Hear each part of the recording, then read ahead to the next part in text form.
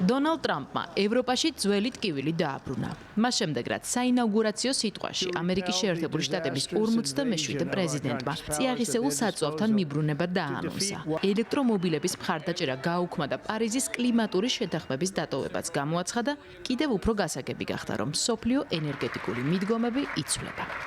ევროპისთვის ეს ძველი და მძიმე გამოწვევაა, თუმცა თანამედროვე გეოპოლიტიკური ცვლილებების ფონზე მას სხვა მასშტაბი ეძლევა.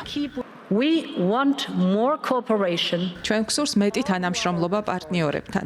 ეს რა თქმა უნდა ჩვენს უახლოეს პარტნიორს ამერიკის შეერთებულ შტატებს ეხება. არც ერთი ეკონომიკა მსოფლიოში არ არის ისე ურთიერთდაკავშირებული როგორც ჩვენ. ჩვენი სავაჭრო ბრუნვა 1.5 ტრილიონ ევროს უდრის, რაც გლობალური ვაჭრობის 30%-ია. ასე რომ სასწორზე ორივე მხარისთვის ბევრი რამ დევს. ვიქნებით პრაგმატულები, თუმცა მუდამ ვიდგებით ჩვენს პრინციპებზე. დავიცავთ ჩვენს ინტერესებს და ღირებულებებს. ჩვენ შევაბიჯეთ უხეში გეოსტრატეგიული შეჯიბრის ეპოქაში. მსოფლიოს მთავარი ეკონომიკები იბრძვიან ნედლეულის ახალი ტექნოლოგიებისა და გლობალური სავაჭრო გზების ხელმისაწვდომობისთვის. ხელოვნური ინტელექტიდან სუფთა ტექნოლოგიამდე, კვანტურიდან კოსმოსამდე, არქტიკიდან სამხრეთ ჩინეთის ზღვამდე, ბოლა გრძელდება. შეჯიბრის ინტენსიურობასთან ერთად ჩვენ სულ უფრო ხშირად დავინახავთ მასში ეკონომიკური ხელსაწყოების გამოყენებას, როგორიცაა სანქციები, ექსპორტზე კონტროლი, ტარიფები. თუმცა მნიშვნელოვანია ბალანსის დაცვა. ამ გლობალურ რბოლაში ერთად მუშაობა გვჭირდება, რადგან არავის ინტერესია გლობალური ეკონომიკური კავშირების გაწყვეტა. ურსულა ფონ დერ ლაიენს უშუალოდ დონალდ ტრამპი არ უხსენებია, თუმცა არავის გასჭირვებია ამ სიტყვებში მისი ამოკითხვა. ამის მიზეზი კი ის არის, რომ ამერიკის შეერთებული შტატების 47 პრეზიდენტის წინასაარჩევნო კამპანია სავსე იყო ევროპის მიმართ მუქარად. კერძოდ, დონალდ ტრამპი ევროკავშირისთვის ტარიფების დაწესებას განიხილავს. ჩვენი ინფლაცია მასიურმა გადახარჯვამ და ენერგეტიკაზე ფასების გამწვავებამ გამოიწვია.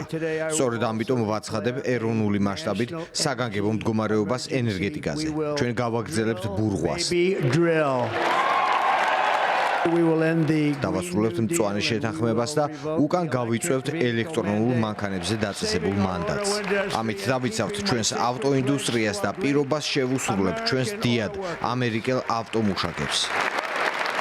როგორ შეძლებს მწვანე ენერგეტიკის ერთგული ევროპა ამ ახალ გარემოებებზე გადაწყობას? ევროპას ახალი რეალობა არ მოსწონს, თუმცა მზადაა მას უპასუხოს. პოტენციურ კომპრომისად განიხილება გათხევადებულ ამერიკულ გაზზე იმპორტის გაზრდა. ეს ყველაფერი კი მაშინ ხდება, როდესაც დედამიწაზე ტემპერატურამ პრეინდუსტრიულ ნორმას 1.5 გრადუსი ცელსიუსით გადააჯარბა. მწვანე ენერგეტიკაზე გადასვლაში კი ტრილიონობით ევრო ჩაიდო. მწვანე ტრანსფორმაცია შეუჩერებელი პროცესია და ახლა მას დიდი იმპულსი აქვს. კრიზისულ გარემოში, რომელსაც ბოლო წლებია ვაწყდებით, პრიორიტეტის სიაში კლიმატის საკითხი ჩამოქვეითდა. გეოპოლიტიკური ქარიშხლების მიუხედავად, არ შესრულა მეცნიერება კლიმატური ცვლილებების ირგვლივ. პირიქით, შედეგები სულ უფრო უარესდება. მეცნიერება გაცილებით მნიშვნელოვანია, ვიდრე ის რამდენიმე ხმა, რომელიც მის წინააღმდეგ ჟღერს. ის, რომ მეცნიერების იარაღად გამოყენება ხდება, ესეც პოლიტიკის ასახვაა. რაც შეეხება ამერიკის შეერთებული შტატების გასვლას პარიზის შეთანხმებიდან, ეს უკვე გაგვივლია. ჩვენი კარი კი ღია რჩება. მწვანე ენერგეტიკაზე გადასვლას განსაკუთრებული ბიძგი უკრაინაში რუსულმა აგრესიამ მისცა, როცა ევროპამ რუსეთზე დამოკიდებულების შემცირება დაიწყო. თუმცა, სწორედ მაშინ ისიც გამოჩნდა, რომ ევროპა ამისათვის მზად არ იყო და რუსულ გაზზე დამოკიდებულების დაძლევა არც ისე იოლი აღმოჩნდა. წიაღისეული საწვავის შემცირებაზე მსოფლიო ჯერ კიდევ 2015 წელს პარიზში შეთანხმდა, რადგან გაზის, ნავთობისა და ქვანახშირის მასობრივი წვა გლობალური დათბობის მიზეზია.